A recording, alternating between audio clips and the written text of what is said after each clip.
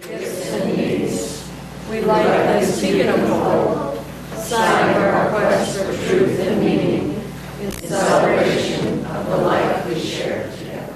Do you please join with me now in the spirit of prayer and meditation, followed by some shared silence. I invite you to get comfortable in your seat and put your feet firmly on the ground. Feel the good earth below you.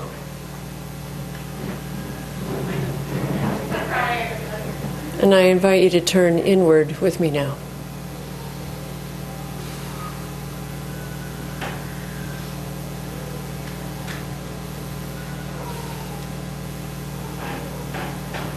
Last year, they sat to my left as the ski lift swept up to the top of the hill.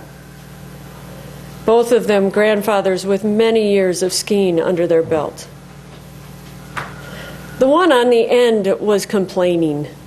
His ankle was sore, his legs were shaky. Just not what they used to be, he whined. Can't seem to make my turns like I want, ruins the whole thing. I think I'll go in after this.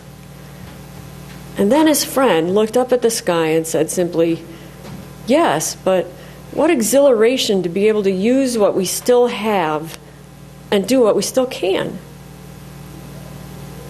It was, on my part, supposed to be a simple day of relaxation on the slopes. Who would have thought I'd be blessed by a sermon along the way?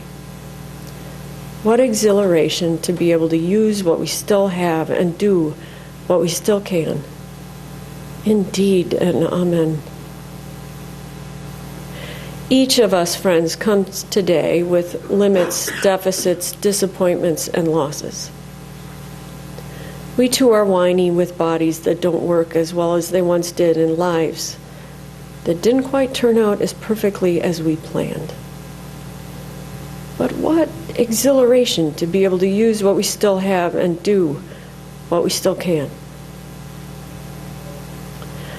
A Native American poem begins, sometimes I go about my days in pity for myself and all I've become, not noticing that all the while the wind has been bearing me up across the sky. If we have one prayer today, may it be to simply notice. Notice the many winds bearing us up across this beautiful sky. In the quiet of this moment, what I want most is to never lose sight of the gentleness and generosity of it all. To never take it for granted, even when it's not all working out as perfectly planned. Self-pity is such an easy sport, yet one we can resist. Grateful and wide-eyed is the person I most truly want to be, as do we all, as should we all, as can we all. And so, dear ones, in the silence we now share, may we allow our usual blindness slip so rightly away.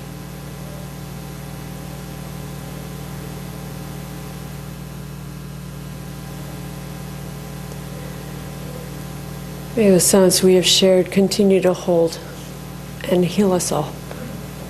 Amen.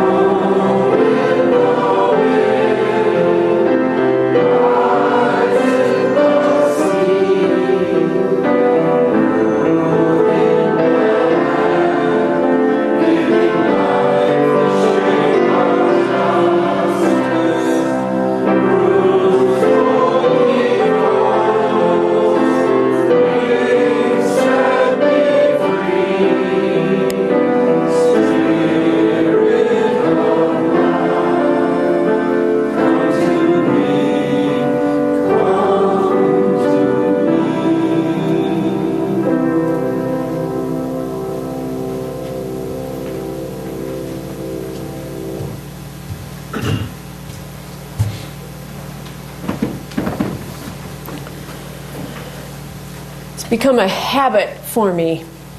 I read or watch it every year, Charles Dickens' A Christmas Carol. And each year when I do it, something new about it strikes me. This year it was that time where Scrooge is with the ghost of Christmas Present. You know where I'm talking about, right? And he's showing him the merriness of the day. And at the end of Scrooge's time, as the ghost is getting gray and old himself, Scrooge says this to the ghost: "Forgive me if I'm not justified in what I asked," said Scrooge, looking intently at the spirit's robe. "But I see something strange and not belonging to yourself, protruding from your skirts. Is it a foot or a claw?"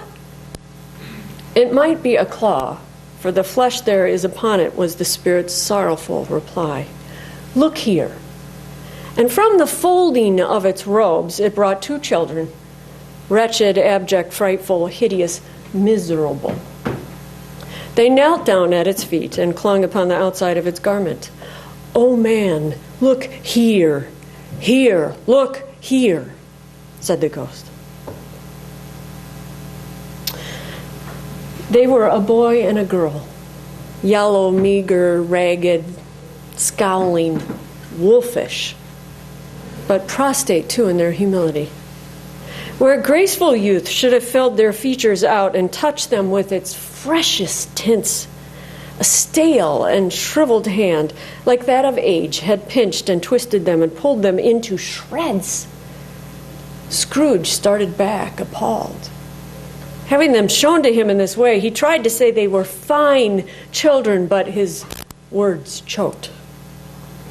"Spirit, are they yours?" Scrooge could say no more. "They are man's," said the spirit, looking down upon them, "and they cling to me. This boy is ignorance, this girl is want. Beware them both, and all of their degree, but most of all, beware this boy. For on his brow I see that written which is doom, unless the writing be erased. Have they no refuge or resource?" cried Scrooge. "Are there no prisons?" said the spirit, turning on him for the last time with his own words. "Are there no workhouses?" She even knows it. The bell struck 12. I've never had anybody do that. Like, say the exact line. That's right. This year, after I watched it, I wrote down those 2 words, want and ignorance, on a piece of paper. And I've had them for the last month right next to my toothbrush, and I haven't really figured out why. And I almost threw it away about 3 times, but then I'm thinking, there's a reason I put that there. Why want and ignorance seems so important to hold on to right now. And things started to get clear in the last number of weeks by watching and listening to an unlikely source. A Mr. Trump who shines brightly in the limelight. And it is almost impossible, is it not, in order to not have Trump be front and center with the news cycle, right? In the last couple of weeks, Donald Trump has become for me the ghost of Christmas Present 2016, or just the ghost of 2016. And unlike the ghost of Christmas Present that Dickens describes, who is both embarrassed and consoling of the children of ignorance and want, who keeps them tucked beneath his robes, Trump carries ignorance and want around on his shoulders like trophies, like a steely means to an end, a means to feed on people's anxieties and worries, their base fear of scarcity, primarily to amplify his own campaign to be the next ruler of the free world. He does so by saying versions of things like this. He claimed Arab Americans cheered the attacks on 9/11. Trump repeatedly claims that after September 11th, 2001, there were thousands of Arab Americans in New Jersey who were cheering after the Twin Towers were hit. He says such public demonstrations tell you something about Muslims living in the U.S. It should be noted, however, there are no media reports anywhere to back up the claim. Mr. Trump has proclaimed that there should be surveillance on U.S. mosques. Trump believes Muslims should be tracked by law enforcement as a counterterrorism initiative, and that the U.S. should use waterboarding and other methods of strong interrogation in its fight against the Islamic State. Trump wants to build a great wall between the U.S. and Mexico. A wall on the border, he claims, will not only keep out undocumented immigrants, but Syrian migrants as well. I'm not really good at geography, but I'm a little confused by that one. I mean, really. He's calling for a mass deportation of the estimated 11 million illegal immigrants living in the U.S. His immigration reforms would also end birthright citizenship, the policy that grants the children of illegal immigrants citizenship so long as they are born on American soil. He does not support creating a new path to citizenship for undocumented workers. Trump believes that current unemployment statistics are completely wrong. He has said repeatedly that unemployment in the U.S. is 20%. At one time, he claimed that it was at 42%. But the Bureau of Labor Statistics pegs the number at 5.1%. Trump says he doesn't believe that that figure is real. Trump has said that Muslims should not be admitted into the U.S. In a press release published in the wake of the terrorist attacks in San Bernardino, California, Trump wrote that he is calling for a total and complete shutdown of Muslims entering the United States until our country's representatives can figure out what's going on. The release created a huge backlash, I kid you not, including a petition submitted to British Parliament demanding that Trump not be allowed into the country. If you looked on a map of all the countries that keep someone out because of their religious affiliation or beliefs, you could not find one on a map. There are certain Arab countries that keep out folks from Israel, but that's because they're from the nation of Israel, not because they're Jewish. So while Trump has become a scary, frightful version of the ghost of Christmas present for me, with his lies and his trumped-up facts, no pun intended, really, his bombastic, kind of narcissistic self, his followers have become, for me, perplexing.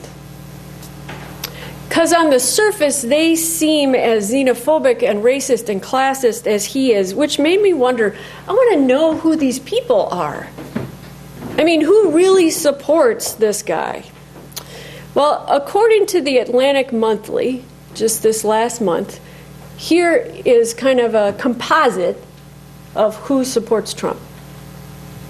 They aren't necessarily super conservative. They often don't think in ideological terms at all. But they do strongly feel that life in this country used to be better for people like them, and they want that older country back. You hear from people like them in other democratic countries too, across Europe. These populists seek to defend what the French call acquired rights, health care and pensions and other programs that benefit older people, against bankers and technocrats who endlessly demand austerity, against migrants who make new claims and challenge kind of accustomed ways, against a globalized market that depresses wages and benefits. In the U.S., they lean Republican because they fear the Democrats want to take from them and redistribute to other Americans who are newer and poorer and, in their view, less deserving to spread the wealth around. Yet they have come to fear more and more strongly that their party does not have their best interests at heart. Here's the thing. Half of Trump's supporters within the GOP had stopped their education at or before high school graduation, according to a poll. Only 19% had a college or post-college degree. 38% earned less than $50,000 a year. Only 11% earned more than $100,000. What set them apart, though, from other Republicans was their economic insecurity and the intensity of their economic nationalism. 63% of Trump supporters wish to end birthright citizenship for the children of illegal immigrants born in the U.S. That's 12 points higher than all other Republicans in the party. More than other Republicans, Trump supporters distrust Barack Obama as alien and dangerous.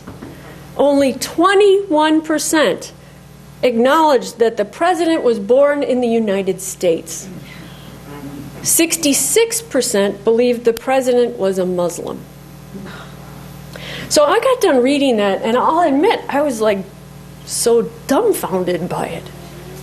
Mostly because it seems in my very obvious snotty self, right, that the answers Trump gives to the problems that are starting to plague the nation are too simplistic, they're too easy, they're escapist almost.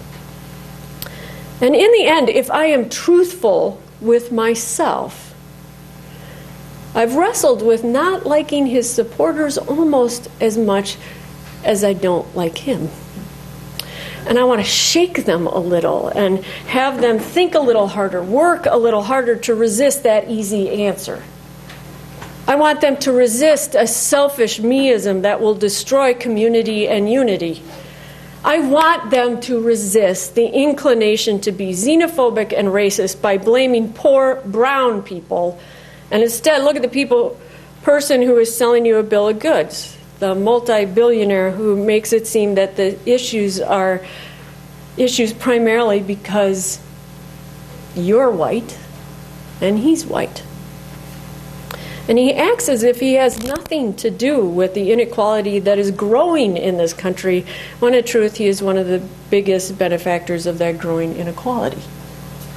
So just as I'm going through in my head all the things I want others to resist, I got hit by a bus. A few months after the horrendous genocide in Rwanda, a team of so-called reconciliation experts went to that tattered country to help the Tutsi, 800,000 of them, whom had just been slaughtered by members of the Hutu tribe, to begin that process of healing and forgiveness. For several hours, the experts conducted their training, inviting members of the village from different tribes to share their feelings and kind of get in touch with one another. But finally, one of the village elders said, "You know, all this is good, but what we really need in this village is a bus." Reconciliation experts were taken aback. Yeah, but perhaps the village does need a bus, but we're actually here to talk about more serious things. But the elder persisted. "We need a bus," he said, and soon all the villagers were like, "A bus! A bus! A bus!"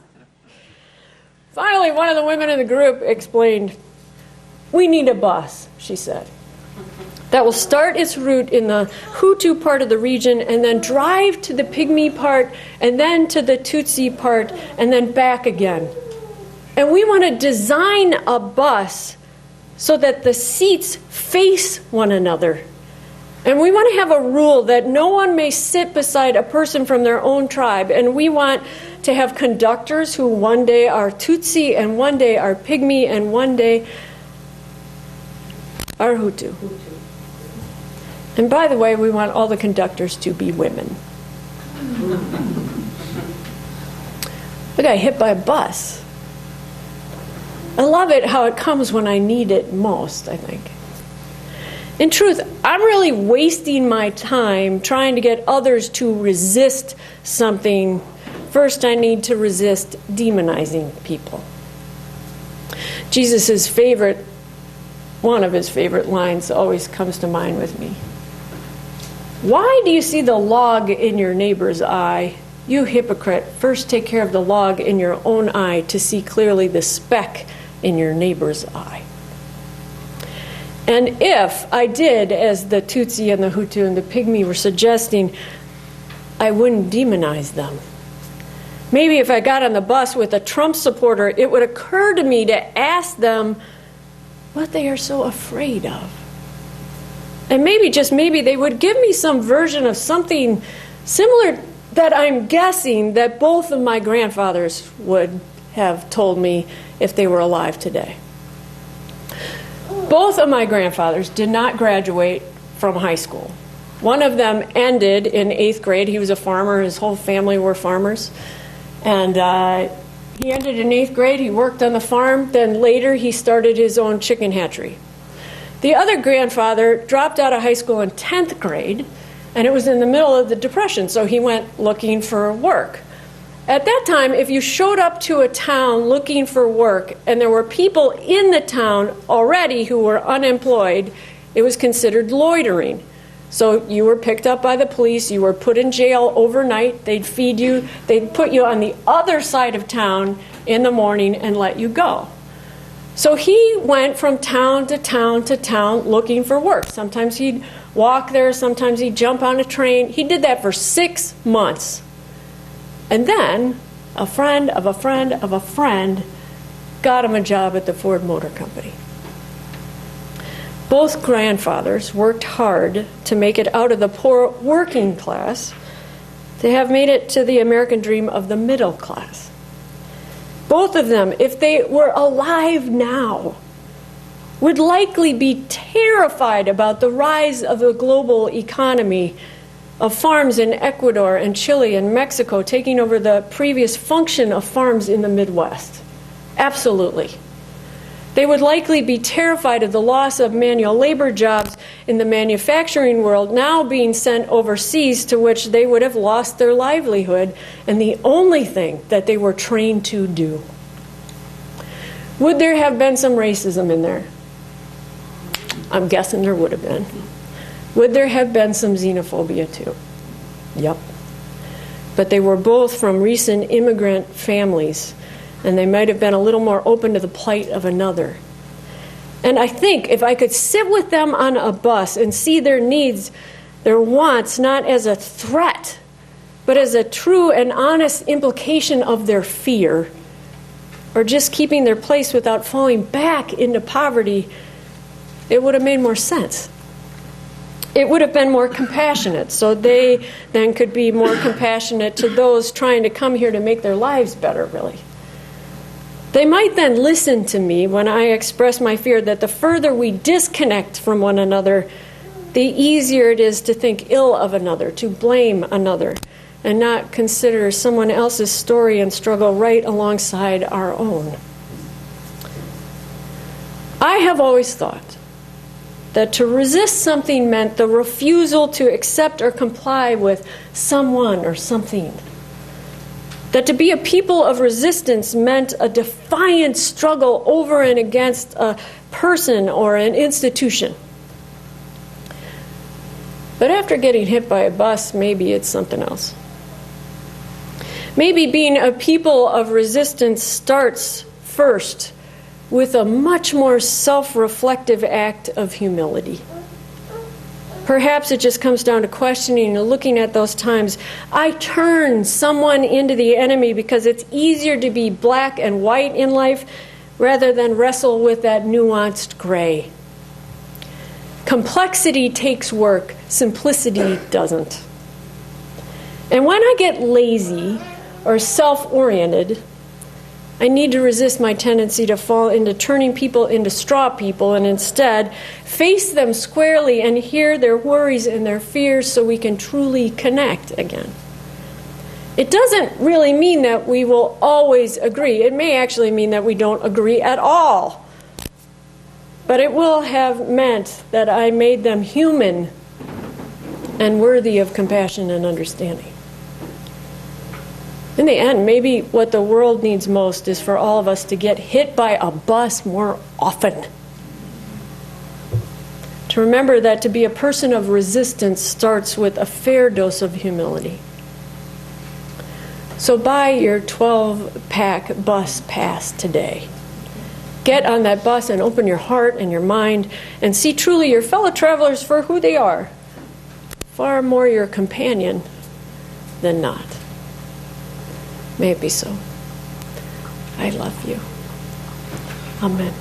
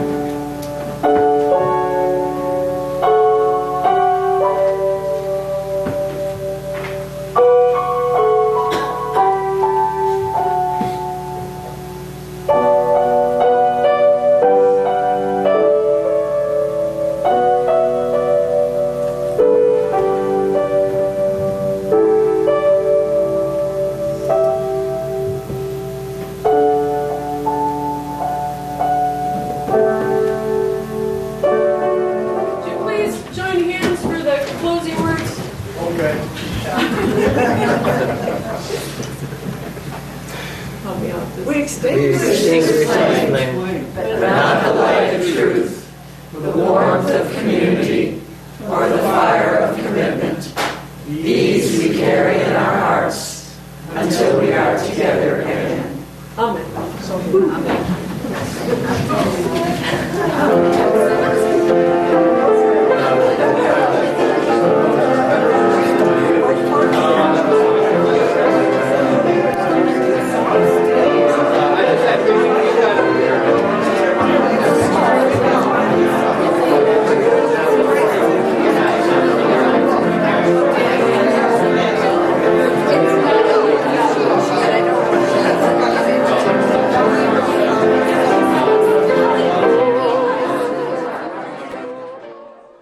Join us for worship every Sunday at 10 a.m. at the Unitarian Universalist Church of Canandaigua, a welcoming congregation. We are located at 3024 Cooley Road, 4 miles west of South Main Street, Canandaigua, just north of the intersection with Routes 5 and 20. Look for the blue signs just before the turn. Your comments about this program or questions about the church are welcome at 585-396-1370 or at our website, www.canandaiguauu.org. Producer and editor, Daniel Brigham.